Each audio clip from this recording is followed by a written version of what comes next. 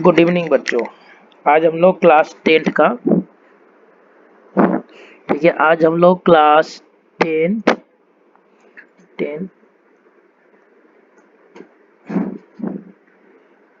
Class का ठीक है केमिस्ट्री पढ़ने जा रहे हैं। केमिस्ट्री ठीक है। केमिस्ट्री में हम लोग पढ़ेंगे पार्ट चैप्टर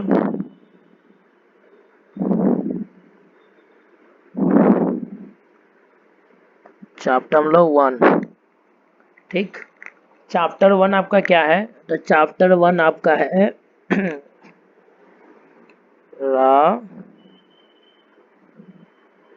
रासायनिक अभिक्रिया। रासायनिक अभिक्रिया। अब इसी में जैसे कुछ किताबों में चैप्टर का नाम ऐसे दे रखा है, ठीक है, तो आप इसको ऐसे ही बोल सकते हैं।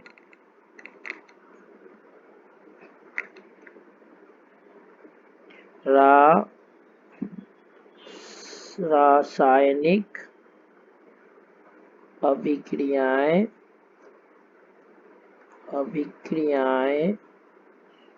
एवं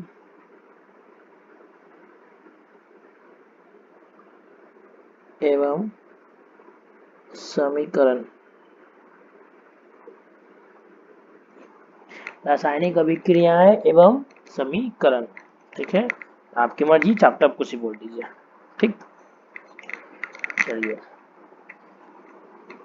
अब बात आता है कि हमको ये चैप्टर क्यों पढ़ना है। 10 क्लास में आखिर रासायनिक अभिक्रिया पढ़ने की क्यों आवश्यकता पड़ी। ठीक है, तो इस बात को हम समझते हैं। हम लोग अपने दैनिक जीवन में देखे होंगे कि हमारे तरफ कुछ पदार्थ जो अभी दिख रहा है, कुछ समय बाद उसमें कुछ बदलाव आ जाता है। जैसे स्वाद में बदलाव आ जाता है, ठीक, उसके रंग में बदलाव आ जाता है। ठीक है, जैसे आप रोटी को देखें, वो ताज़ा, जब वो बासी होता है तो आसानी से टूट जाता है।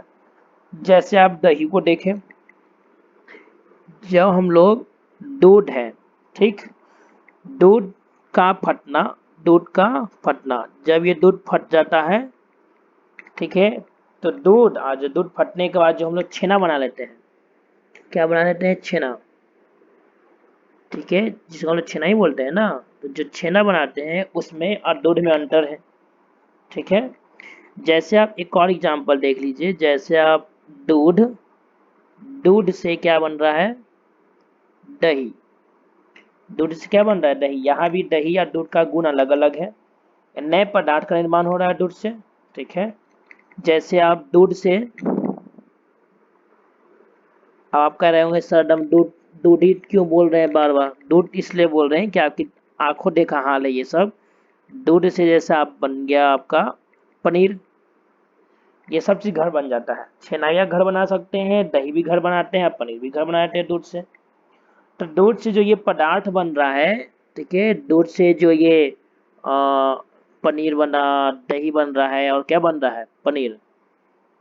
ठीक है, दूध का फटना यानी छेना बन रहा है, दही बनना, और क्या बन रहा है? पनीर। इसका जो गुण है दूध के गुण से क्या है? डिफरेंट है। ठीक, दूध में तरल अवस्था में है, छेना तरल अवस्था में नहीं होता है। दही चूंकि तरल भी होता है और थोड़ा सा हल्का सा मुलायम टाइप का होता है, ढेला जैसा। पनीर ये सबसे ज़्यादा कड़ा होता है, छेना से भी ज़्यादा। तो अवस्था में भी परिवर्तन, गुण में भी परिवर्तन। ठीक, हम लोग पढ़े थे 9th क्लास में रासायनिक परिवर्तन। ठीक है, जब पदार्थ के गुणों में परिवर्तन हो जाए और नए पदार्थ का निर्माण हो रहा होगा, ठीक, यानी मूल पदार्थ के गुण में अब परिवर्तन हो रहा है, तो आप समझिए कि वहाँ रासायनिक अभिक्रिया हो रही है। स्वरूप में नहीं, उसके गुण में परिवर्तन। उसके गुण में परिवर्तन अगर हो रहा है, ठीक है, तो इसका मतलब होता है ये जो परिवर्तन, ये कैसा परिवर्तन है? रासायनिक परिवर्तन। जैसे दूध से दही का बनना, रासायनिक परिवर्तन। दूध से छेना का बनना, रासायनिक परिवर्तन। वैसे ही ये तो खाने पीने का बात हो गया। अब थोड़ा सा बिना खाने पीने की बात करते हैं हम लोग। जैसे आप लोग देखे होंगे घर में तांबे के बर्तन पर, ठीक है, आप लोग देखे होंगे इस बात को कि तांबे के बर्तन पर, ठीक है ना, हरा हरा हरा हाँ हरा रंग का दाग बन जाता है। ठीक है, हरा रंग का क्या बन जाता है? दाग। फिर उसको आप लोग जब नींबू से साफ करते हैं, नींबू किससे साफ कर रहे हैं हम लोग? नींबू से। जब हम उसको नींबू से साफ करते हैं तो वो दाग निकल जाता है। नींबू से क्या हो रहा है? नींबू से हम लोग साफ किए, ठीक है, नींबू से क्या कर रहे हैं? साफ। तो दाग निकल गया, दाग निकल गया।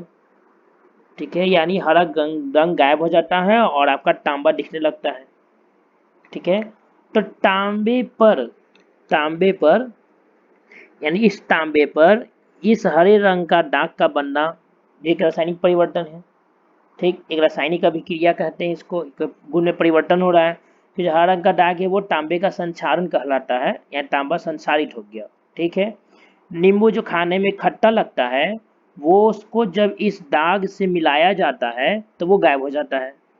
ठीक है, यानी ये दोनों आपस में मिल जाता है तो कुछ नया पदार्थ बनता है जिसको हम लोग नमक और क्या बोल देते हैं? जल। क्या बना जाता है? नमक और जल हमको मिलता है, इससे वो दाग क्या होता है? गायब होता है। ये भी आपको दिखा होगा।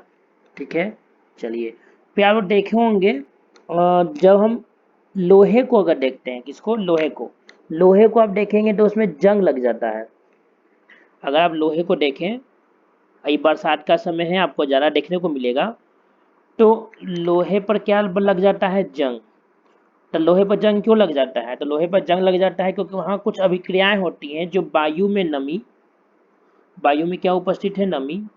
ठीक है, वायु में जो नमी है और वायु में जो ऑक्सीजन है, इससे ये लोहा क्या करता है? मिलकर, यानी जिसको हम बोलते हैं संयोग कर लेता है, जिससे लोहे में क्या लग जाता है? जंग लग जाता है। क्या लग जाता है? लोहे में जंग लग जाता है। ठीक है, तो जो वो जंग लगता है उसका ये फॉर्मूला है Fe3O4। ठीक है, और ठीक है ना, तो लोहे में जो जंग लग जाता है, ठीक है, तो ये एक परिवर्तन दर्शा रहा है। अब तो लोहा का गुण है, जो जंग ले उसके गुण में अंतर है। कैसे अंतर? तो आप कभी लोहे के जंग को ऐसे मार के देखिए तो झड़ जाएगा, और वो भुरभुरा होता है, और जो लोहा होता है वो ठोस होता है। ठीक है, अब जो तो ये अंतर आ जाता है दोनों में। ठीक है,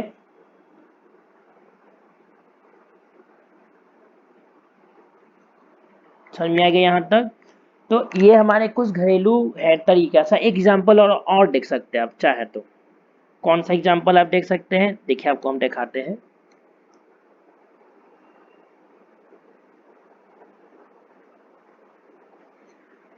जैसे भोजन का पचना, पहले हम भोजन को पका लेते हैं। भोजन नहीं, इसको बोलते हैं भोजन का बनना। जब हम लोग आग पर चढ़ाते हैं तो भोजन बनता है। ठीक है, ये भोजन कैसे बनता है? तो हम लोग एलपीजी गैस का यूज़ करते हैं। किसका यूज़ करते हैं? एलपीजी। तो एलपीजी के गैस में जब हम लाइटर लगाते हैं उसमें, ठीक है, यानी हम फायर उसमें देते हैं, तो वो क्या होता है कि अप्रदीप्त ज्वाला से जलने लगती है। अप्रदीप्त ज्वाला। अब ये अप्रदीप्त ज्वाला जो शब्द है, आपको ये लग रहा हो कि ये अप्रदीप्त ज्वाला क्या है? ये अप्रदीप्त ज्वाला क्या है? जब आप दहनशील पदार्थ को जला रहे हैं ऑक्सीजन की पूरी मात्रा देकर, ठीक है, तो उसमें जो ज्वाला निकल रहा है, उसमें जो आग निकल रहा है, उसमें प्रकाश नहीं होता है, वो नीला लौ के साथ जलता है। कौन से लौ के साथ जलता है? नीला लौ। कैसा लौ के साथ जलता है? वो नीला लौ के साथ जलता है। ठीक है, उसी को बोलते हैं अप्रदीप्त ज्वाला। देखेंगे आप लोग घर में जो स्टोव क्या बोलते हैं, चूल्हे का जो नोब नहीं होता है, कभी कभी काला काला जम जाता है, तो उस कंडीशन में नीला लौ नहीं होगा। उस कंडीशन में कैसा लौ निकलता है? तो उस कंडीशन में पीला निकलता है, पीला लौ। ये पीला लौ उस समय निकलता है जब ऑक्सीजन की कमी हो जाती है। ये पीला लौ कब निकलता है? जब ऑक्सीजन की कमी होती है।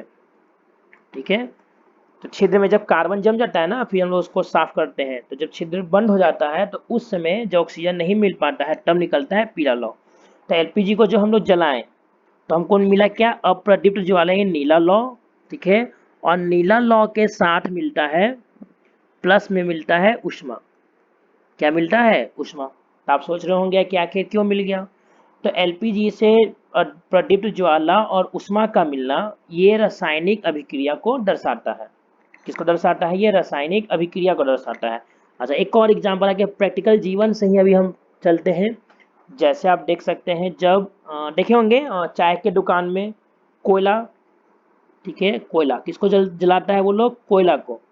जब वो कोयला को जलाता है तो उसे दो चीज मिलता है। उसे क्या क्या मिलता है? एक तो मिलता है आपको प्रकाश, ठीक है, एंड नीला लौ चाहे पीला लौ जो मिल जाए। दूसरा उसको मिलता है ऊष्मा। क्या मिलता है? ऊष्मा, ठीक है। और साथ में निकलता है गैस।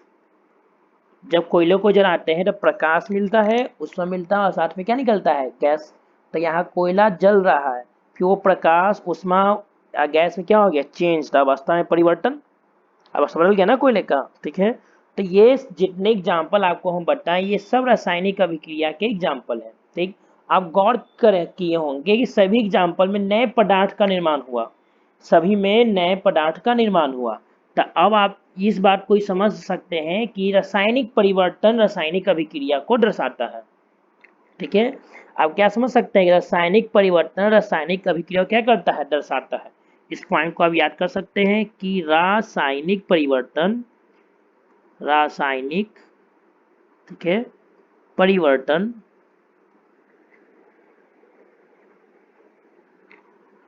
रासायनिक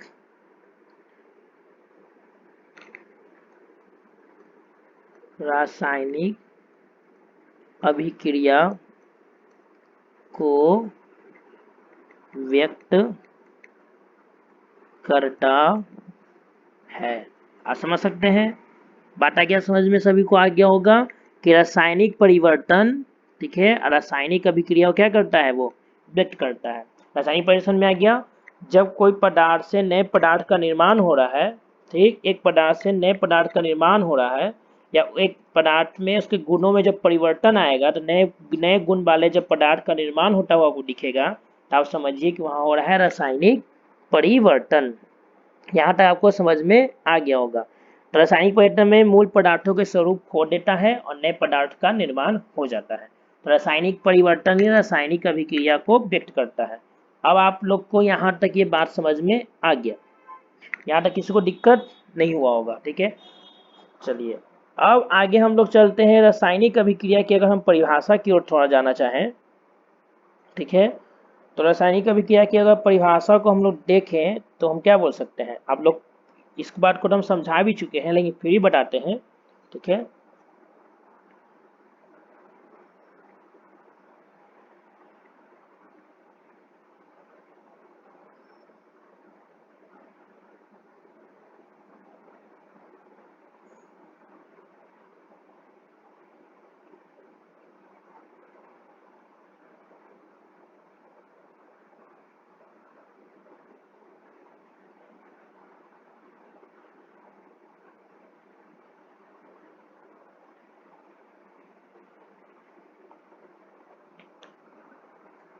चलिए अब रासायनिक अभिक्रिया की अगर हम परिभाषा लिखना चाहें तो हम लोग क्या क्या कर सकते हैं? एक बात समझ गए, रासायनिक परिवर्तन ही रासायनिक अभिक्रिया को क्या करता है? व्यक्त करता है। अब हम लोग चलते हैं अपने रासायनिक अभिक्रिया की परिभाषा में। तो परिभाषा हम बोल देते हैं, आप सुन लीजिए। जब क्या बोलते हैं, हाँ ऐसे बोल देते हैं कि जब कोई पदार्थ अकेले, ठीक है, ध्यान रखिएगा पदार्थ का बात कर रहे हैं हम यहाँ पर, पदार्थ, जब कोई पदार्थ अकेले या किसी दूसरे पदार्थ के साथ, पदार्थ अकेले, ठीक है, पदार्थ या तो अकेले, ठीक है, या फिर दूसरे पदार्थ के साथ, दूसरे पदार्थ के साथ, दो रीजन, या तो पदार्थ अकेले या फिर दूसरे पदार्थ के साथ। अकेले में दो काम होता है, अकेले में सिर्फ विघटन ही अभिक्रिया हो सकती है। कैसा अभिक्रिया? विघटन अभिक्रिया, ठीक है, या फिर अपने आप से संयोग करें, ठीक है, दूसरे पदार्थ के साथ, ठीक, दूसरे पदार्थ के साथ, वो दूसरा पदार्थ वो सेम हो सकता है चाहे अलग भी हो सकता है, ठीक है। तो जब कोई पदार्थ अकेले या फिर दूसरे पदार्थ के साथ, ठीक, क्रिया करके, क्या करेगा, क्रिया, क्रिया करके एक या अधिक, तो अब क्या होने वाला यहाँ पर क्रिया होगा।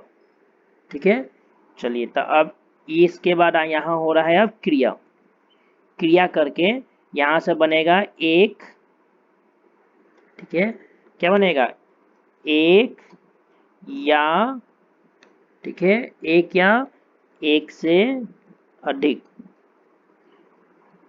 परिभाषा डिजाइन करने का तरीका, पदार्थ अकेले या दूसरे पदार्थ के साथ क्रिया करके एक या एक से अधिक, एक या एक से अधिक भिन्न गुण धर्म वाले, गुण धर्म क्या होगा, अलग अलग, भिन्न गुण धर्म वाले। तो अब जो नया पदार्थ बन रहा है उसका गुण और धर्म क्या होगा, अलग, किससे, तो मूल पदार्थ से अलग होगा, मूल पदार्थ से क्या होगा, अलग होगा। ठीक है, भिन्न गुण धर्म वाले, ठीक है, नए पदार्थ का क्या करती है, निर्माण करती है। फिर से परिभाषा आप डिजाइन कर सकते हैं खुद से भी। आप देखिए,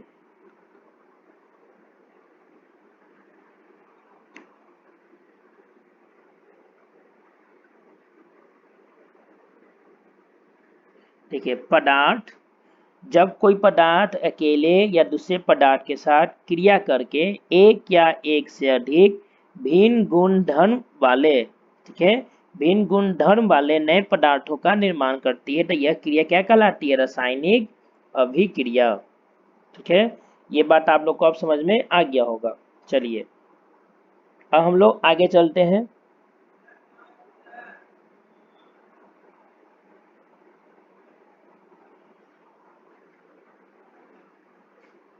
तो रासायनिक अभिक्रिया एक परिभाषा ये, अगर रासायनिक अभिक्रिया की और परिभाषाएं आप देना चाहें, ठीक है, तो कुछ मुख्य बातें हैं जो आप दे सकते हैं। जैसे जैसे एक परिभाषा आप ये दे सकते हैं कि जब कोई पदार्थ अकेले ही या किसी अन्य पदार्थ के साथ, अच्छा ये तो ही क्रिया करके नए गुण वाले पदार्थ का क्या कर ले हैं, निर्माण हो गया।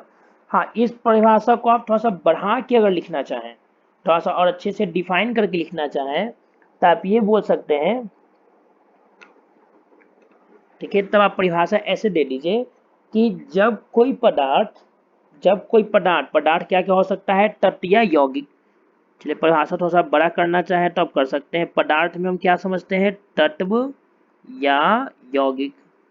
जब कोई पदार्थ, परिभाषा में लिख रहे हैं तत्व या यौगिक, जब कोई पदार्थ तत्व या यौगिक किसी दूसरे पदार्थ के साथ संयोग करता है, किसी दूसरे पदार्थ के साथ क्या करता है, और वो दूसरा पदार्थ उसके जैसा भी हो सकता है और अलग भी।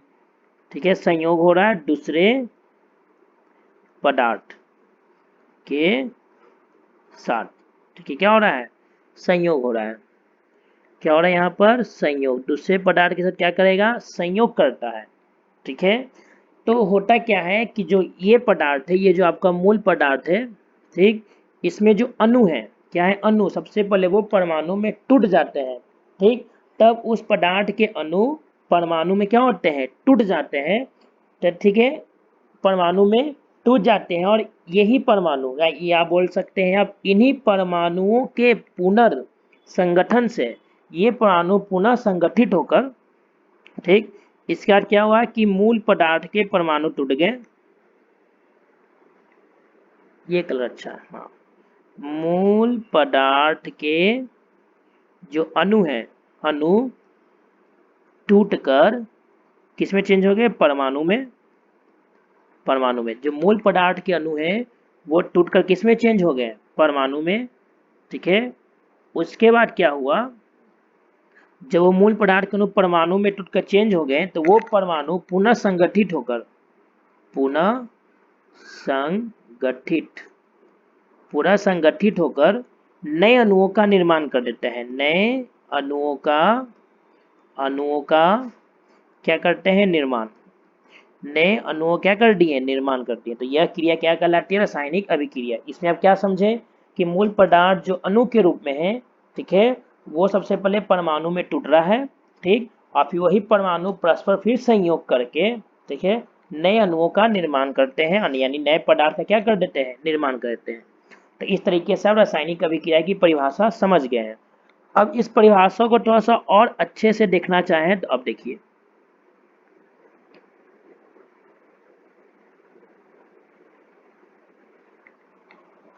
ध्यान से देखिएगा क्या क्या हम बोले। जैसे एक आसान सा एग्जांपल है, जैसे हम हाइड्रोजन गैस ये अणु है, ठीक, और ले लिए हम ऑक्सीजन गैस, और एक क्या ले लिए हम ऑक्सीजन गैस, ये भी ऑक्सीजन का एक अणु है। तो सबसे पहले ये हाइड्रोजन गैस जो है वो टूटेगा हाइड्रोजन परमाणु में, तो H में टूटा और ये H में टूटा, ये हो गया हाइड्रोजन के परमाणु, ठीक है। और ये ऑक्सीजन भी टूट गया अपना, एक ऑक्सीजन परमाणु और एक ऑक्सीजन परमाणु। यहाँ दो ऑक्सीजन परमाणु मिलकर एक ऑक्सीजन अणु बनाए थे, यहाँ दो हाइड्रोजन परमाणु मिलकर एक हाइड्रोजन के परमाणु बनाए थे, ठीक है। ये दो हाइड्रोजन के परमाणु मिलकर,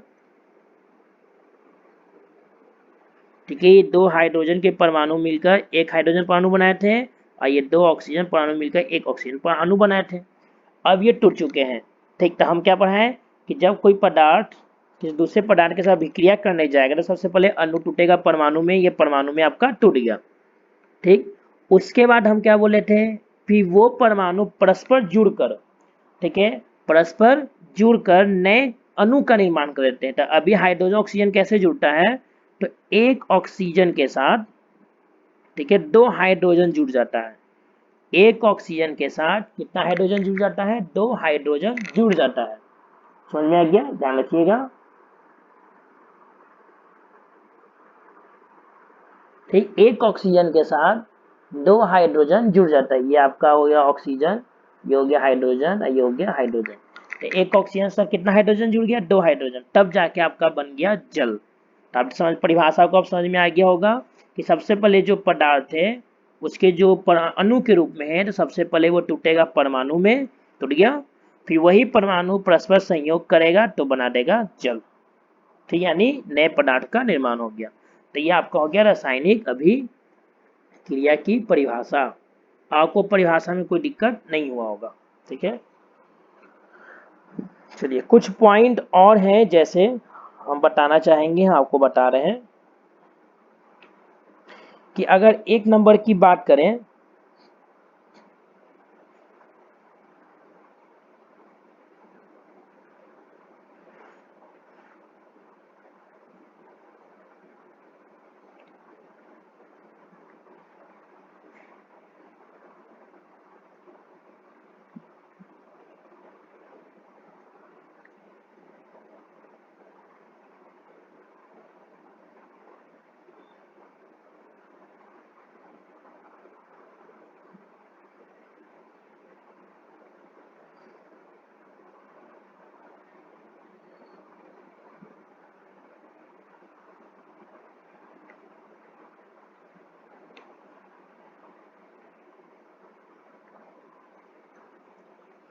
कि परीक्षा में अगर जैसे आ गया कि रासायनिक अभिक्रिया में कौन भाग लेते हैं, ठीक है, तो आप क्या जवाब देंगे, परमाणु सबसे पहला, ठीक है। रासायनिक अभिक्रिया में क्या भाग लेते हैं, तो आपको सबसे पहला जवाब क्या देना है, परमाणु जवाब देना है, ठीक है। यहाँ तो कोई कंफ्यूजन है नहीं।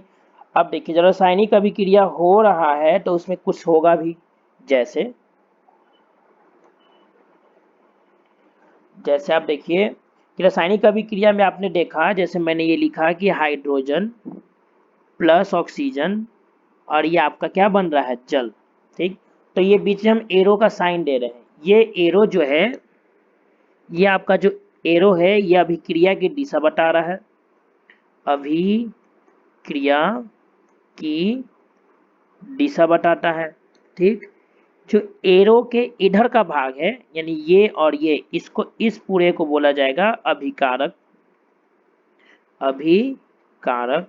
और जो एरो के इधर का भाग है इसको बोला जाता है प्रतिफल, क्या बोलते हैं हम लोग, प्रतिफल, ठीक। तो वो जो पदार्थ अभिक्रिया में भाग ले रहा है उसको बोलते हैं अभिकारक, ठीक है। और अभिक्रिया के फलस्वरूप जो नया पदार्थ बनता है उसको बोलते हैं प्रतिफल। तो परीक्षा में आता है अगर कि अभिकारक किसे कहते हैं, तो रासायनिक अभिक्रिया में भाग लेने वाले पदार्थ को, ठीक है, अभिकारक कहते हैं। और बात आता है कि प्रतिफल किसे कहते हैं, तो अभिक्रिया के फलस्वरूप जो नए पदार्थ का निर्माण होता है, ठीक है, उससे हम लोग बोलते हैं प्रतिफल। तो इस तरीके से आप ये बता सकते हैं, ठीक है, प्रतिफल और अभिकारक की परिभाषा। अब बात आता है कि रासायनिक अभिक्रिया की क्रिया विधि क्या हो सकती है। रासायनिक अभिक्रिया की क्रिया विधि, ठीक है। अगर हम इसका बात कर लें कि रासायनिक अभिक्रिया आखिर होता कैसे है, ठीक है, अगर हम इस चीज का बात करें तो आप ध्यान से देखिए। अभी हमको इस बात को समझाते हैं कि सबसे पहले तत्वों के तत्व जो पदार्थ होता है अगर वो अणु से बना हुआ है तो उसके अणु सबसे पहले परमाणु में टूटेंगे। जब वो परमाणु में टूट जाते हैं, ठीक है ना, तो उस अवस्था को, जब परमाणु में टूट जाते हैं तो उस अवस्था को हम बोल सकते हैं उत्तेजित, उत्तेजित सम्मिश्र। जब सभी अणु अब परमाणु में टूट के हैं एक जगह तो उस अवस्था को हम लोग बोलते हैं उत्तेजित, उत्तेजित सम्मिश्र।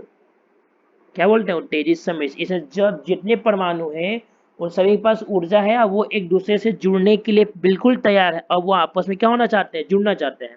अब वो परस्पर आपस में जुड़कर नए गुण वाले अणुओं का क्या कर देते हैं, निर्माण। फिर से, ठीक है, क्रिया विधि को आप समझिए, ठीक है। पदार्थ जो है वो प्रायः अणुओं से ही बने होते हैं, ठीक, और अणु परमाणुओं से बनते हैं, ठीक है। और अभिक्रिया के प्रारंभ में अभिकारकों के अणु, ठीक, आपस में टकराते हैं जिसके फलस्वरूप उनके परमाणुओं का पुनर्गठन होता है। परमाणु टूट रहे हैं और नए गुण वाले अणुओं क्या करते हैं, निर्माण कर रहे हैं और प्रतिफल बनाते हैं। समझ में आ गया, ठीक है। अब इस बात को समझिए, जब उच्च ऊर्जा वाले अणु ही प्रभावी रूप से टकरा पाते हैं, जो उच्च ऊर्जा वाले अणु है वो आपस में क्या करते हैं, टकराते हैं और ये अणु एक विशेष अवस्था में आ जाते हैं। उसी विशेष अवस्था को बोला जाता है उत्तेजित सम्मिश्र।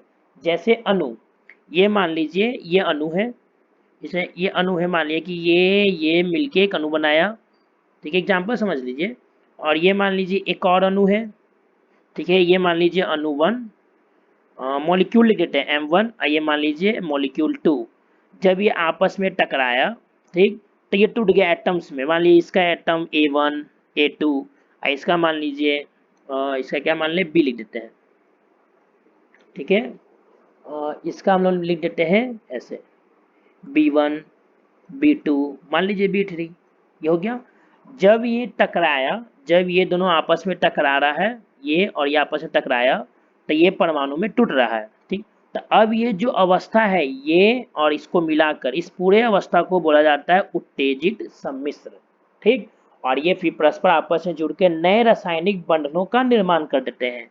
और ये परस्पर आपस में जुड़ के क्या करते हैं, नए रासायनिक बंधनों का निर्माण, नए रासायनिक, ठीक है, बंधनों का निर्माण करते हैं। नए रासायनिक बंधन का क्या करते हैं, निर्माण। जब ये नए रासायनिक बंधन बनाते हैं, ठीक है, जब नए रासायनिक बंधन बनाते हैं, ठीक, तो नए अणु का क्या हो जाता है, निर्माण हो जाता है। तो आपको क्रिया विधि समझ में आ गया और परीक्षाओं में आएगा तब जवाब दे देंगे अच्छे से। चलिए, ठीक। अब इस बात को आप एक एग्जाम्पल से समझ लीजिए। अच्छा, फिर आपके मन में एक सवाल आ रहा होगा कि सर ये नए रासायनिक बंधन क्या है। अगर हम रासायनिक बंधन की बात करें तो ये रासायनिक बंधन क्या है, तो अभी थोड़ा देर लिए आप समझ लीजिए। हम दो एग्जाम्पल दे रहे हैं, बंधन बहुत होते हैं लेकिन 10th में जो पढ़ना है हमसे वो बता देते हैं। एक होता है सहसंयोजक बंधन, सहसंयोजक बंधन, और एक हम लोग को पढ़ना है आयनिक बंधन, आयनिक बंधन। एक हो गया आपका सहसंयोजक बंधन और एक आपको पढ़ना है कौन सा बंधन, आयनिक बंधन, ठीक है। अब सहसंयोजक बंधन और आयनिक बंधन जो पढ़ना है वो कैसे होता है, थोड़ा सा इसके बारे में जानना चाहें, ठीक है, तो आप जान सकते हैं।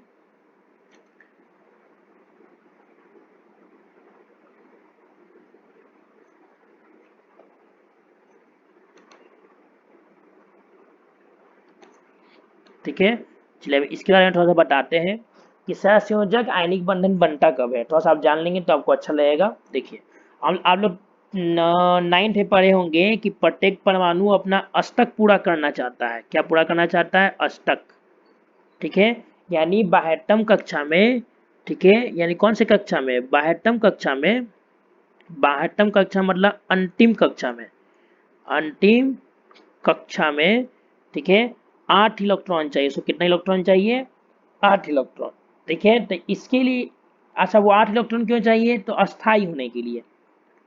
8 इलेक्ट्रॉन किसके लिए? अस्थाई होने के लिए। तो वही 8 इलेक्ट्रॉन उसको मिल जाए, इसके लिए वो क्या करता है कि दूसरे परमाणु के साथ संयोग करता है। संयोग दो तरीके से करता है, या तो उसको इलेक्ट्रॉन देता है, ठीक है, संयोग करता है कैसे देखिए, संयोग करने का तरीका क्या है, या तो इलेक्ट्रॉन लेगा या इलेक्ट्रॉन देगा, एक लास्ट है इलेक्ट्रॉन का साझा, साझा साझा कर लेगा, जहाँ नहीं साझा ही होता है, इलेक्ट्रॉन क्या कर लेगा, साझा, या तो लेगा या तो देगा या तो क्या कर लेगा, साझा कर लेगा। अगर लेगा और देगा, अगर लेने देने वाला बात हो रहा है, ठीक है, कौन सा बात हो रहा है, लेने और देने का बात हो रहा है अगर, तो यहाँ आपका बनेगा आयनिक बंधन। अगर लेने देने का बात हो रहा है तो आपका बनेगा यहाँ कौन सा बंधन, आयनिक, ठीक है। अगर साझे का बात हो रहा है, साझा का बात हो रहा है, तो यहाँ बनेगा ससंयोजक, ससंयोजक, कैसा बंधन, ससंयोजक बंधन। समझ में आएगी आप लोग को अब, ठीक है। इलेक्ट्रॉनिक विन्यास आगे में है इसलिए अभी नहीं बता रहे, बस इतना इंट्रोडक्शन समझ लीजिए। लेना देना तो आयनिक बंधन, साझा साझा कर रहा है तो सहसंयोजक बंधन, ठीक है। अब इस बात को हम लोग एक एग्जाम्पल से समझने का प्रयास करते हैं, ठीक है। एग्जाम्पल कुछ ऐसे हैं, ठीक है। देखिए, मान लीजिए कि हाइड्रोजन, अच्छा इसको इरेज कर देते हैं पेज को, ठीक, ऐसे ठीक रहेगा।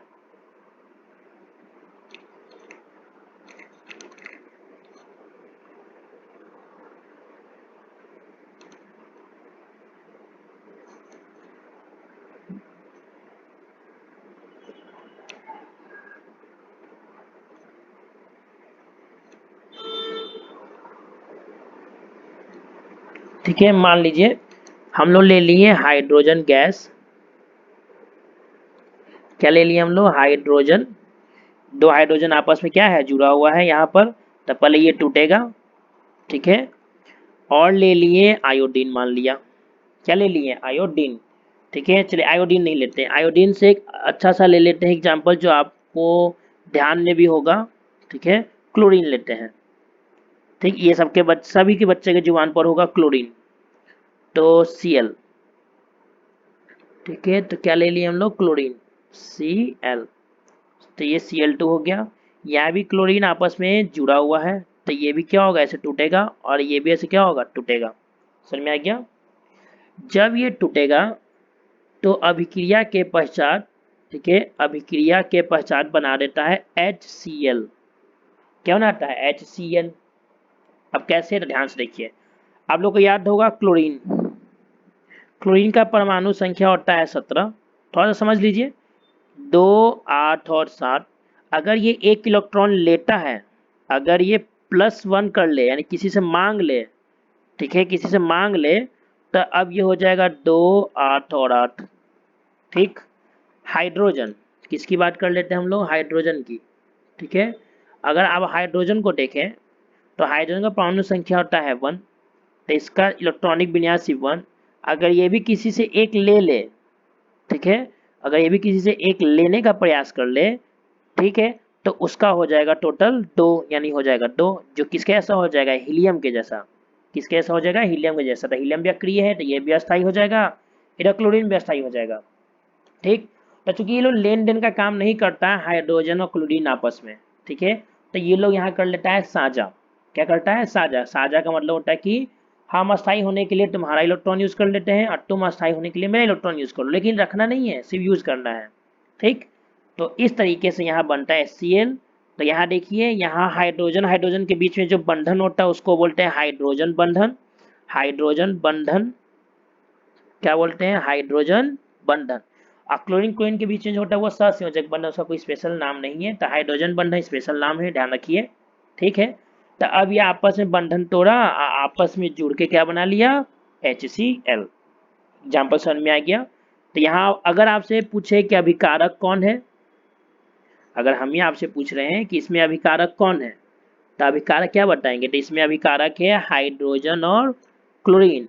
और आपसे पूछा जाए कि प्रतिफल कौन है, ठीक है, अगर आपसे पूछा जा रहा है कि अभिकारक कौन है, अभिकारक, तब क्या बोलेंगे, हाइड्रोजन और क्लोरीन। हाइड्रोजन गैस और क्लोरीन गैस क्या है, यहाँ पर अभिकारक है। अब आपसे अगर प्रतिफल पूछा जाए तो अब क्या बोलेंगे, तो HCl आपका क्या है, प्रतिफल है। बात आ गया समझ में। चलिए, तो यहाँ पर रासायनिक अभिक्रिया की ये परिभाषाएं क्या हो गई, कंप्लीट। अब इस बात को अच्छे से समझ में आ गया होगा रासायनिक अभिक्रिया क्या है और कैसे ये होता है। अब हम लोग चलते हैं कि रासायनिक अभिक्रिया जब होता है तो उसके क्या क्या संकेत हैं, ठीक है, अभिक्रिया के लक्षण क्या है, अब हम इस पर बात कर लेते हैं। थोड़ा सा ज़्यादा समझा दिए होंगे क्योंकि हमको लगा कि आप लोग कहीं दिक्कत ना हो, तो इसलिए कुछ ज़्यादा क्वेश्चन दिमाग में राइज कर लिए हम, तो इसलिए कुछ ज़्यादा हो गया, ठीक है।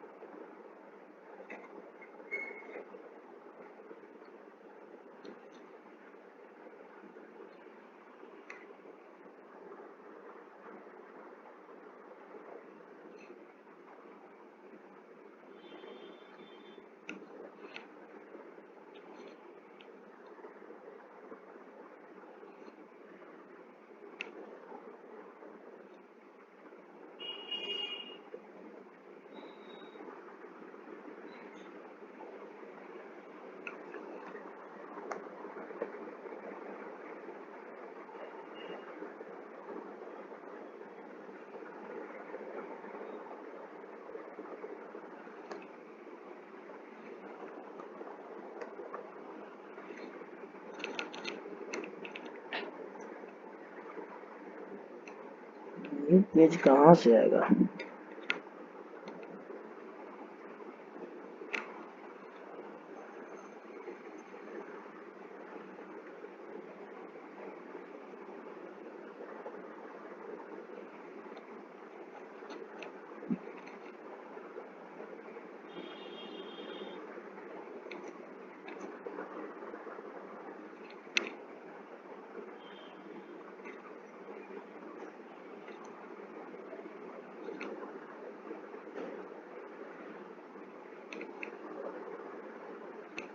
सॉरी अगर वीडियो लंबा हो रहा हो तो, ठीक है, क्योंकि चलिए अब रासायनिक अभिक्रिया के लक्षण, अगर हम लक्षण की बात कर लें कि अभिक्रिया के लक्षण क्या क्या है, ठीक है, किसकी बात कर लेते हैं,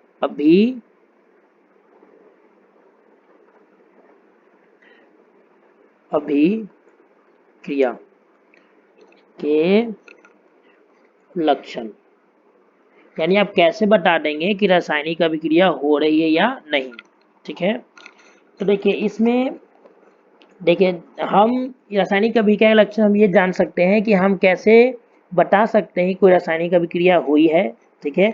अभिक्रिया के अनेक लक्षण हैं, ठीक, अभिक्रिया के अनेक लक्षण हैं, जैसे अगर हम गौर करें तो प्रतिकारकों की अवस्था को देख सकते हैं, ठीक है, स्वरूप या रंग में परिवर्तन देख सकते हैं, गैस का निकास देख सकते हैं, गैस निकल रहा है कि नहीं, ताप का शोषण देख सकते हैं या उस उत्पत्ति, या ताप का शोषण हो रहा होगा या फिर क्या हो रहा होगा, उत्पत्ति, ठीक है, समझ में आ गया। किसी अभिक्रिया में इनमें से एक या अधिक लक्षण हो सकते हैं, एक से अधिक लक्षण हो सकते हैं, ठीक।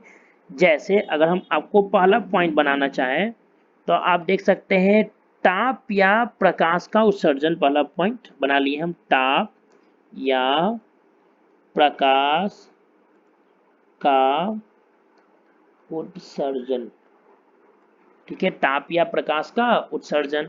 अगर हम सेकंड पॉइंट बनाना चाहें तो, अगर हम सेकंड पॉइंट की बात कर लें तो हम सेकंड पॉइंट बना सकते हैं गैस का उत्सर्जन, ठीक है। सेकंड पॉइंट क्या बना सकते हैं, गैस की उत्पत्ति बना लेते हैं या उत्सर्जन, उत्पत्ति सब ज्यादा अच्छा लग रहा है, गैस की उत्पत्ति, ठीक है। अगर हम थर्ड पॉइंट की ओर चले, ठीक, अगर हमको थर्ड पॉइंट देखना हो तो हम बोल सकते हैं रंग में परिवर्तन, रंग में परिवर्तन, किसे परिवर्तन? रंग में। अब अगर हम आगे बढ़ना चाहें तो हम देख सकते हैं, फोर्थ पॉइंट अगर हम देखें तो हम देख सकते हैं कि अवक्षेप का बनना, यानी हाँ, अवक्षेप का बनना देख लेते हैं। ठीक है, जिसको हम लोग अवस्था में परिवर्तन भी बोल सकते हैं। अवस्था में परिवर्तन, अवस्था में परिवर्तन, इस अवस्था में परिवर्तन में खास है आपका क्या? अवक्षेप का बनना। ठीक है, अब अवक्षेप का बनना, अवक्षेप का बनना। ठीक है, आप ऐसे आप देख सकते हैं। तो कौन कौन सा हम बोल दिए, फिर से चलते हैं। ताप का, ताप या प्रकाश का उत्सर्जन। ठीक है,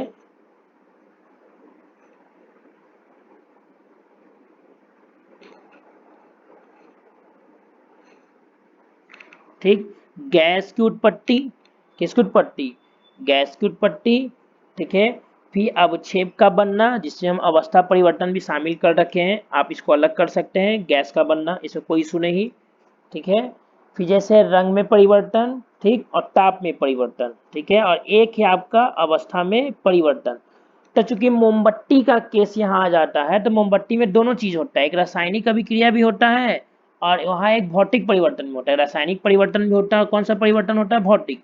भौतिक परिवर्तन कैसा है कि मोम मोम अगर पिघल रहा है तो भौतिक परिवर्तन को दर्शा रहा है, लेकिन उसकी कुछ कुछ मोम पिघल के ठोस से द्रव में जाता है और कुछ मोम पिघल के ठोस से गैस में चला जाता है। ठीक है, तो बस एक अवस्था परिवर्तन एक मोम को लेकर अलग कर दिया है आप कई बुकों में। ठीक, तो अब अवक्षेप का बनना, एक अगर आप पॉइंट बढ़ाना चाहें तो इसको 5 पॉइंट में डिवाइड कर सकते हैं। समझ में आ गया? चलिए अब हम सभी का एक एक एग्जाम्पल देख लें तो बात अच्छे से समझ में भी आ जाएगा। चलिए सबसे पहला एग्जाम्पल हम उठा लेते हैं गैस का। ठीक है, सबसे पहला एग्जाम्पल हम ले लेते हैं किसका? गैस का बनना। पहला एग्जाम्पल, ठीक, गैस की उत्पत्ति। गैस, आप देखते हैं गैस की उत्पत्ति, यानी अगर अभिक्रिया के पश्चात गैस निकल रहा है, अभिक्रिया के पश्चात क्या निकल रहा है? गैस निकल रहा है, तो आप समझ जाएंगे कि रासायनिक अभिक्रिया हुआ। यानी आप जैसे मान लीजिए कोई दो पदार्थ को अगर आप आपस में मिला रहे हैं, आप मिलाने के बाद आपको गैस निकलता हुआ दिख जाए, क्या निकलता हुआ दिख जाए? गैस निकलता हुआ दिख जाए, तो आप समझ जाइएगा कि रासायनिक अभिक्रिया हुआ। जैसे जैसे मान लिया कि हम एक ये बर्तन ले लिए। ठीक है, मान लीजिए, अब ड्राइंग तो अच्छा है नहीं, लेकिन समझ जाइए। ठीक, ये बर्तन ने मान लिया यहाँ तक भरा हुआ है। ठीक है, और इसमें हम मान लिए कि टनु सल्फ्यूरिक अम्ल भरा हुआ है। ठीक है, भरा हुआ है कुछ ये वाला साइन बनाया जाता है भरा हुआ है, तो इसमें क्या भरा हुआ है? ठीक है, टनु सल्फ्यूरिक अम्ल, तो लीजिए टनु H2SO4, सल्फ्यूरिक अम्ल का ये फॉर्मूला होता ही है। ठीक है, क्या भरा हुआ उसमें? टनु सल्फ्यूरिक अम्ल। समझ में आ गया? और हम इसमें क्या किए, और इसमें हम क्या किए कि जस्ता का टुकड़ा डाल दिए। समझ जाइए, ये जस्ता का टुकड़ा है, समझ जाइए थोड़ा देर के लिए। ये आपका हम इसमें क्या डाल दिए? दानेदार जस्ता का टुकड़ा, दानेदार जस्ता यानी जिंक, जिंक का टुकड़ा क्या डाल दिए इसमें? हम दानेदार जिंक का टुकड़ा डाल दिए। ठीक है, और उसके बाद इसको हम इस टाइप से बंद करके रखे हैं। आप कल्पना कीजिए कि मान लीजिए कि यहाँ पे ऐसे लॉक्ड है।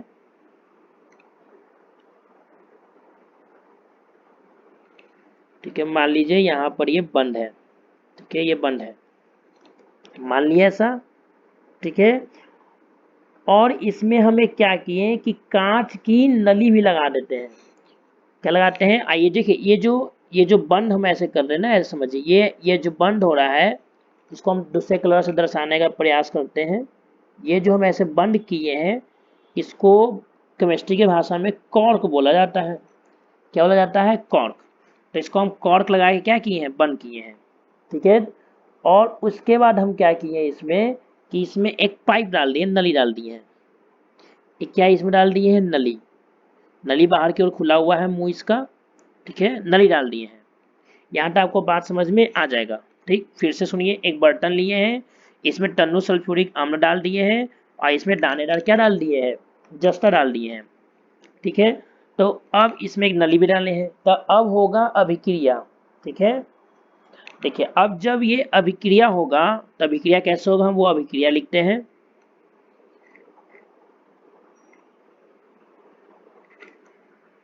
Zn प्लस H2SO4 हो रहा है दोनों में अभिक्रिया। आलो अभिक्रियाशील से नहीं पता होगा कि जिंक हाइड्रोजन से अधिक क्रियाशील है।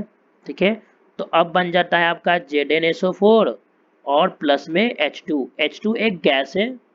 H2 एक क्या है, गैस है। तो यही गैस इस नली के द्वारा बाहर निकलना शुरू हो जाता है।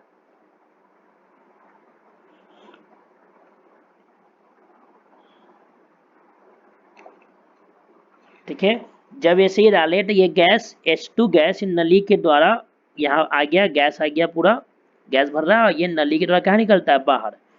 समझ में आ गया। जब ये जलती हुई संठी ले जाएंगे, क्या ले जाएंगे, जलती हुई संठी, यानी कोई जलती हुई कुछ ले जाइए, संठी टाइप का। ठीक है, मान लीजिए जल रहा है, आइए लकड़ी मान लिया लगा हुआ है, अब ये जलती हुई संठी ले जाएंगे तो पॉप की ध्वनि के साथ, पॉप की ध्वनि करके जलेगा, जो आपको ये बता देगा कि गैस निकल रहा है। ठीक, और जो पॉप की ध्वनि के साथ जलता है उसको बोलते हैं हाइड्रोजन गैस। ठीक है, तो इससे ये पता चल गया कि अगर टन्नू सल्फ्यूरिक अम्ल में इस जस्ते को अगर डाल दिया जाए, ठीक, तो दोनों के अभिक्रिया के फलस्वरूप गैस निकलती है। क्या निकलती है, गैस, और साथ में उष्मा भी निकलता है। साथ में क्या निकलता है, उष्मा भी। ठीक है, तो गैस निकल रही है, यहाँ पर क्या निकल रहा है, गैस। तो ये गैस निकलना ये बता दिया कि जिंक यानी जस्ता और टन्नू सल्फ्यूरिक अम्ल के बीच क्या हुआ है, अभिक्रिया हुआ है। तो आप इस एग्जाम्पल को याद करके रखेंगे कि Zn H2SO4 प्लस H2। अगर आपसे परीक्षा में आ जाए कि एक एग्जाम्पल दीजिए जो गैस के निकलना को दर्शाता हो, तो आप ये वाला एग्जाम्पल दे सकते हैं। ठीक है, चलिए सेकेंड हम लोग चुन लेते हैं, अवक्षेप का बनना। अवक्षेप का बनना। ठीक है, अवक्षेप का बनना के लिए एक एग्जाम्पल लेते हैं। आप लोग एग्जाम्पल पढ़े होंगे, फिर से हम लेते हैं NaCl ले लिए। ठीक है, अच्छा इसको और अच्छे से लिख दें।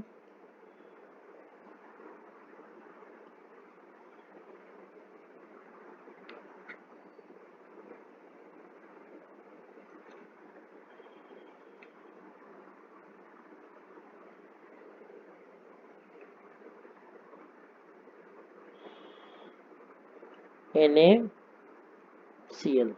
ठीक है, NaCl का टन्नू सोल्यूशन है ये भी। ठीक, और इसको किसके साथ मिला देते हैं, AgNO3 के साथ मिला देते हैं। किसके साथ, Ag यानी सिल्वर नाइट्रेट। ठीक है, ये आपका नमक है, सोडियम क्लोराइड। अगर हम नाम लिखना चाहें तो जान लीजिए, NaCl आपका सोडियम क्लोराइड और AgNO3 आपका सिल्वर नाइट्रेट। ठीक, जब इन दोनों के मिश्रण को एक प्रखनली में मिलाया जाता है, जब इन दोनों के मिश्रण को एक प्रखनली में क्या करते हैं हम लोग, मिलाते हैं, तो अभिक्रिया के फलस्वरूप, ठीक है, जब अभिक्रिया होती है तो अभिक्रिया के फलस्वरूप क्या क्या बन जाता है, तो NaNO3 बन जाता है और आपका बन जाता है AgCl। NaNO3 और साथ में क्या बन गया आपका, AgCl। आइए जो आपका AgCl है यही आपको अवक्षेप के रूप में मिलता है। ठीक है, फिर से NaNaCl भी एक्वा सॉल्यूशन है, ये हम थोड़ा सा एक्यू लिख देते हैं, और AgNO3 भी आपका एक्वा मतलब टनु सॉल्यूशन है। जब आपस में अभिक्रिया हुआ तो NaNO3 का ये टनु सॉल्यूशन बन गया। ठीक, और AgCl आपको ठोस रूप में, कौन से रूप में, सॉलिड के रूप में, अवक्षेप के रूप में आपको मिल जाएगा। ठीक है, और अगर आप याद करना चाहें कि अवक्षेप का कलर कैसा होता है, तो ये स्वेट होता है। अगर आप याद करना चाहें तो कर सकते हैं, स्वेट कलर का आपको अवक्षेप प्राप्त हो जाता है। ठीक है, तो अब छिप का बनना भी आपको समझ में आ गया होगा। ठीक है, यहाँ तक क्लियर है। चलिए अगर हम अगले एग्जाम्पल की ओर चलते हैं, ठीक है, अगर हम अगले एग्जाम्पल को लेते हैं तो अगले एग्जाम्पल में हम लोग ताप में परिवर्तन ले लेते हैं। ताप में परिवर्तन, वीडियो थोड़ा सा लंबा जा रहा है, कोई बात नहीं। ताप में परिवर्तन, ठीक है, अगर हम ताप में परिवर्तन देखें, ताप में दो तरह से परिवर्तन होता है, या तो तापमान घटेगा, ठीक है, ताप घटेगा, या तो फिर ताप बढ़ेगा, ताप बढ़ेगा, ठीक है, या तो ये ताप घटेगा और या तो फिर ये ताप क्या हो जाएगा, बढ़ जाएगा, बढ़ेगा। ठीक, तो केमिस्ट्री की भाषा में अगर ताप घट रहा है तो उसको बोल देते हैं हम लोग उष्माशोषी, उष्माशोषी,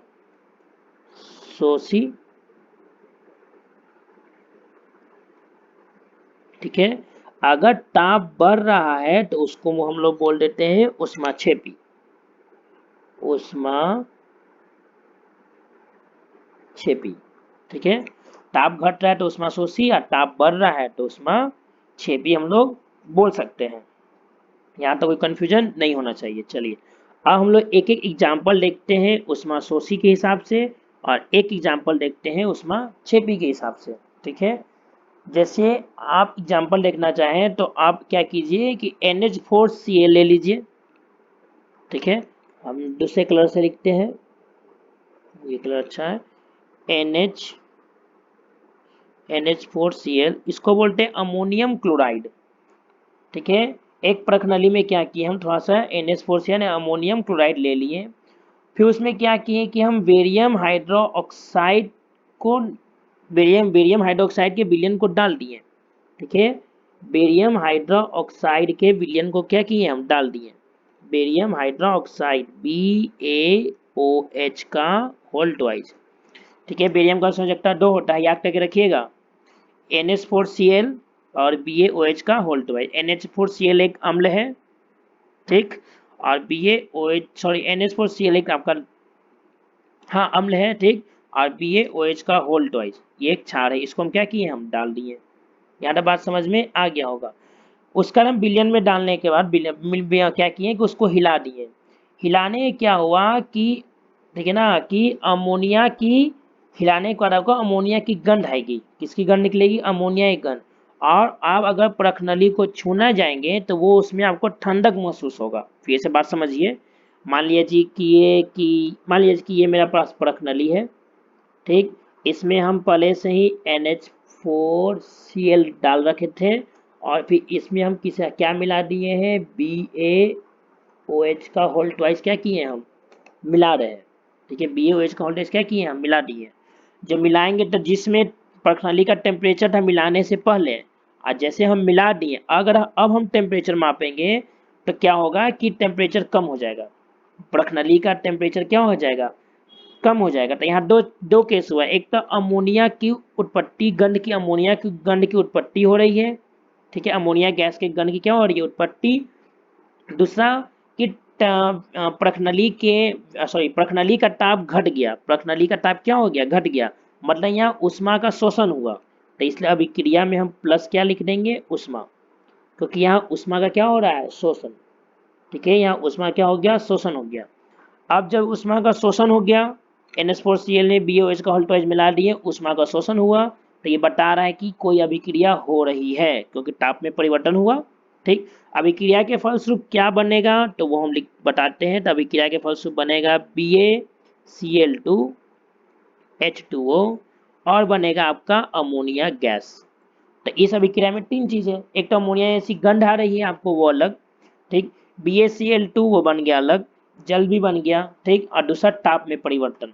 तो परीक्षा में आ गया कि ताप में परिवर्तन को एक समीकरण द्वारा दर्शाएं, तो आप NH4Cl प्लस BaOH का होल ट्वाइस प्लस उष्मा, क्यों, क्योंकि उष्मा ले रहा है अभिकारक, ठीक है, अभिक्रिया में उष्मा को लिया जा रहा है, ठीक, और फलस्वरूप जो बन रहा है, ठीक। अगर आप ये प्लस उष्मा इधर नहीं लिखना चाहेंगे तो आपको यहाँ माइनस करके उष्मा लिखना होगा। समझ में आ गया। तो ये हो गया शोषण का उदाहरण। ठीक है, उष्मा किसका, उष्मा शोषी का उदाहरण हो गया। ये किसका उदाहरण हो गया, उष्मा शोषी का। ठीक है, अब हम लोग चलते हैं उष्मा क्षेपी के लिए। ठीक है, तो अगर हमको उष्मा क्षेपी का उदाहरण देना हो तो क्या देंगे,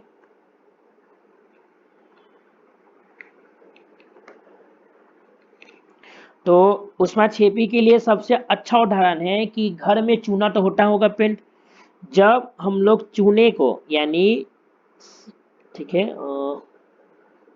जब हम लोग चूने को, अच्छा हम किसका उदाहरण दे रहे हैं, ये लिखना पड़ेगा। अच्छा लिख देते हैं, चलिए। हम लोग उदाहरण का बात कर रहे हैं उष्मा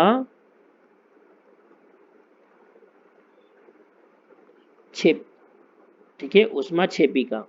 तो सबसे अच्छा उदाहरण है कि जब हम लोग चूने को यानी कैल्शियम ऑक्साइड, जब हम लोग चूने को, इसको बिना बुझा हुआ चूना भी बोलते हैं, याद रखिएगा, और कैल्शियम ऑक्साइड भी है, ये भी आप ध्यान में रखिएगा। इसको हम लोग कली चूना भी बोलते हैं। ठीक है, ध्यान रखिएगा, इसको लोग क्या क्या बोलते हैं हम एक बार लिख देते हैं। इसको हम लोग बोलते हैं कैल्शियम ऑक्साइड, एक तो हो गया कैल्शियम ऑक्साइड, एक हम लोग बोलते हैं कली चूना, कली चूना। ठीक है, और एक बोलते हैं इसको हम बिना बुझा बुझा हुआ चूना, थोड़ा सा हिंदी समझ लीजिएगा। ठीक है, तो कली चूना बोल सकते हैं, बिना भुजा हुआ चूना ही बोलते हैं, कैल्शियम ऑक्साइड का नाम है ही। अब इसको हम लोग डाल देते हैं जल में, आप लोग देखे होंगे पोचारा करने वाला पैकेट लाता है और उसको पानी में डुबो देता है। जैसे जब वो पानी में जाता है तो आप देखे होंगे कि एक ये जो बनता है सफ़ेद टाइप का, ये तो दिखेगा ही, CaOH का होल ट्वाइस बन जाता है, कैल्शियम हाइड्रोक्साइड इसका नाम हो गया। इस नाम को भी मेंशन कर ही देते हैं, कैल्शियम कैल्शियम ठीक है, calcium hydra oxide, calcium hydra calcium hydroxide. ठीक है, इसी को बोलते हैं बुझा हुआ चूना, बुझा हुआ, याद कर लीजिएगा नाम इंपॉर्टेंट है, बुझा हुआ चूना। ठीक है, इधर बिना बुझा हुआ और ये बुझा हुआ। तो कैल्शियम हाइड्रोक्साइड बनता है, आप देखिएगा जैसे हम लोग कली चूना यानी चूना को डालते हैं तो वो खौलता है, पानी क्या होता है, खौलने लगता है, यानी उष्मा उत्पन्न हो जाता है। क्या उत्पन्न होता है यहाँ पर, उष्मा, इसलिए हम प्लस उष्मा लिखे हैं। पहले जो पानी था और चूना डालने के बाद जो पानी होगा वो गर्म हो जाएगा, तो यहाँ उष्मा क्या हो रहा है, उत्पन्न हो रहा है, इसलिए इसको बोलेंगे उष्मा क्षेपी। ठीक है, बात आ गया समझ में, उष्मा शोषी और उष्मा क्षेपी। आपको ध्यान क्या क्या रखना है, तो आपको ध्यान में रखना है ये नाम बहुत इंपॉर्टेंट है, भूलना नहीं है। CaOA का नाम कली चूना, बिना बुझा हुआ चूना, और CaOH का होल ट्वाइस कैल्शियम हाइड्रोक्साइड और बुझा हुआ चूना। और ये भी ध्यान रखना है कि जब चूना को जल में डालते हैं तब जाके ये वाला बनता है। ठीक है, आपको इस बात को भी ध्यान में रखना है, भूलना नहीं है। ठीक है, तो हम लोग ताप में परिवर्तन देख लिए, अब छेप का बनना भी देख लिए, और क्या देख लिए, गैस की उत्पत्ति भी देख लिए।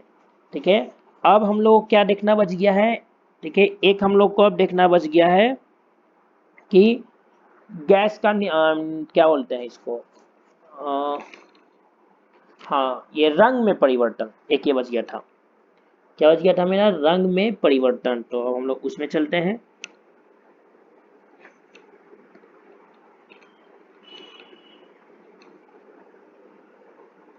चलिए हम लोग चलते हैं रंग में परिवर्तन। ठीक है, अगला पॉइंट है आपका रंग में परिवर्तन। ये आप लोग को पता होगा रंग में परिवर्तन क्या होता है, बहुत आसान सा पॉइंट है, बहुत बार पढ़ चुके हैं। जैसे जब हम लोग कॉपर सल्फेट, ये किस कलर का होता है, नीला रंग का, नीला रंग। जब हम लोग कॉपर सल्फेट में जिंक डालते हैं, क्या डालते हैं, जिंक, पढ़े हम लोग। ठीक है, तो कॉपर मिलता है और साथ में मिलता है ZnSO4, तो विलयन का नीला रंग गायब हो जाता है। जब हम लोग कॉपर सल्फेट में, ठीक है ना, जब हम लोग कॉपर सल्फेट में जिंक डालते हैं, ठीक है, तो हमको कॉपर मिलता है और क्या मिलता है, जिंक सल्फेट। तो विलयन का नीला रंग गायब हो जाता है जिंक सल्फेट बनने के कारण, ठीक है। विलयन का नीला रंग, अभी रंग क्या है, नीला। आप देखेंगे नीला रंग गायब हो गया, वो रंगहीन हो गया, क्या हो गया, रंगहीन, ठीक है। तो इस कारण इससे पता चलता है कि रासायनिक अभिक्रिया हो गया, ठीक है। तो हम लोग क्या क्या पढ़ लिए, अवस्था परिवर्तन पढ़ लिए, अब अवक्षेप का बनना पढ़ लिए, गैस की उत्पत्ति पढ़ लिए, ठीक। फिर हम लोग पढ़ लिए ताप में दोनों कंडीशन पढ़ लिए, रंग में परिवर्तन समझ में आ गया, ये रंगहीन है, ध्यान रखिएगा, ये रंगहीन, ठीक है। नीला रंग गायब हो गया विलयन का, ठीक। तो इससे पता चलता है कि अभिक्रिया हो गया। अब एक बच गया अवस्था परिवर्तन। अवस्था परिवर्तन में कुछ है नहीं ज्यादा। देखिए अवस्था परिवर्तन क्या, अवस्था परिवर्तन एक ही अच्छा सा एग्जाम्पल है आपका, वो मोमबत्ती ही है, ठीक है। जब हम लोग मोमबत्ती को जलाते हैं, जब हम लोग मोमबत्ती को जब हम लोग जलाते हैं ऑक्सीजन की उपस्थिति में, ठीक है, ऑक्सीजन की उपस्थिति में हम लोग जलाते हैं, तो हमको दो चीज मिलता है, एक तो गैस मिलता है जिसको हम लोग बोलते हैं कार्बन डाइऑक्साइड, ठीक। फिर मोमबत्ती हमको द्रवित रूप में मिलता है, कौन से रूप में, द्रवित अवस्था में, द्रवित द्रवित अवस्था। यहाँ मोम आपके ठोस अवस्था में है, ठीक है। लेकिन जब हम लोग जलाते हैं, ठीक है, ऑक्सीजन की उपस्थिति में जलाते हैं, यानी ऊष्मा देते हैं, जलाते हैं, ठीक है, तो गैस बनता है और एक बनता है द्रवित अवस्था में। कौन सी अवस्था में, द्रवित अवस्था में, समझ में आ गया। तो यहाँ देखिए अवस्था में परिवर्तन नहीं हुआ, ठोस से किस में चेंज हो रहा है, ये द्रव में, तो ये अवस्था परिवर्तन को दर्शा रहा है, ठीक। और ये ठोस में किस में चेंज हो गया है, गैस बना भी, कुछ मोम किस में चेंज हो गया, गैस में, तो ये अवस्था परिवर्तन को दर्शा रहा है, ये गैस बनना ही दर्शा रहा है और अवस्था परिवर्तन ही दर्शा रहा है। आपको बात समझ में आ गया पांचों, ठीक। कि परीक्षा में अगर आए कि लक्षण बताइए, ठीक है, तो आप लक्षण आसानी से अब बता सकते हैं कि मोमबत्ती, ठीक है, गैस का बनने का एग्जाम्पल आप दे सकते हैं, ठीक। ठीक है, चलिए तो अब हम लोग आगे चले, और भी बहुत सारे एग्जाम्पल्स हैं जो अभी हम नहीं बता रहे हैं, वीडियो 1 घंटे का हो चुका है, ठीक है, इसलिए हम थोड़ा सा अब छोड़ देते हैं।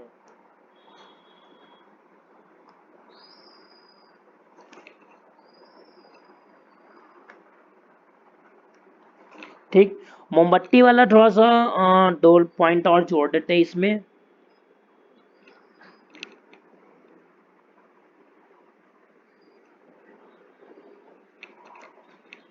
ठीक है, अवस्था परिवर्तन में आप देख लीजिए, जैसे C25H52 ये मोमबत्ती का फॉर्मूला होता है, याद करके रखिएगा, 1 नंबर में काम देगा, C25H52, ठीक है। ये C25H52 जो है ये ऑक्सीजन से अभिक्रिया कर लिया, किससे, ऑक्सीजन से। तो आपको क्या क्या बन जाता है, अभिक्रिया के फलस्वरूप बन जाता है, यहाँ साइन थोड़ा चेंज कर लें ताकि चीज़ें समझ में आए, बन जाता है CO2 H2O और साथ में क्या मिल जाता है, ऊष्मा। एक तो अवस्था परिवर्तन, ये ठोस है, ठीक, पहली अवस्था में मिल गया, यानी H2O का फॉर्म जल नहीं मिलता है, ये ध्यान रखिएगा, अवस्था परिवर्तन होता है, ठीक, और साथ में ऊष्मा भी निकल रहा है, गैस भी बन रहा है। तो मोमबत्ती के जलाने पर ये मुख्य तत्वें मिलती हैं। तो मोमबत्ती जो अवस्था पिघल रहा है, ये जो ठोस से चेंज हो रहा है किस में, द्रवित अवस्था में, तो ये आपको दर्शा रहा है द्रवित अवस्था। तो ये आपको बताता है अवस्था परिवर्तन, ठीक है। और ये मुख्य रासायनिक अभिक्रिया है जो आप याद करके रखेंगे। मोमबत्ती का एक फार्मूला हो गया C25H52, ऑक्सीजन की उपस्थिति में जलाएंगे तो आपको मिलेगा कार्बन डाइऑक्साइड, जल और ऊष्मा, समझ में आ गया। लेकिन हमको अवस्था परिवर्तन टारगेट करना था, तो मोमबत्ती जो ठोस रूप में है, ठीक है, जब हम उसको जलाते हैं तब गौर कीजिएगा कि उसका कुछ भाग पिघल के नीचे गिर जाता है, ठीक। हम लोग वापस को जमा करके फिर से जला देते हैं, तो ठोस से किसमें चेंज हुआ, द्रवित अवस्था में, तो ये अवस्था परिवर्तन को दर्शाता है। अब अगले क्लास में हम लोग, ठीक है, अगले लेक्चर में हम लोग पढ़ेंगे क्या, कि रासायनिक अभिक्रिया कितने प्रकार की है और इसे संतुलित कैसे किया जाता है, ठीक है। तो इस आज के लिए इतना ही, अब अगले लेक्चर में हम लोग मिलते हैं।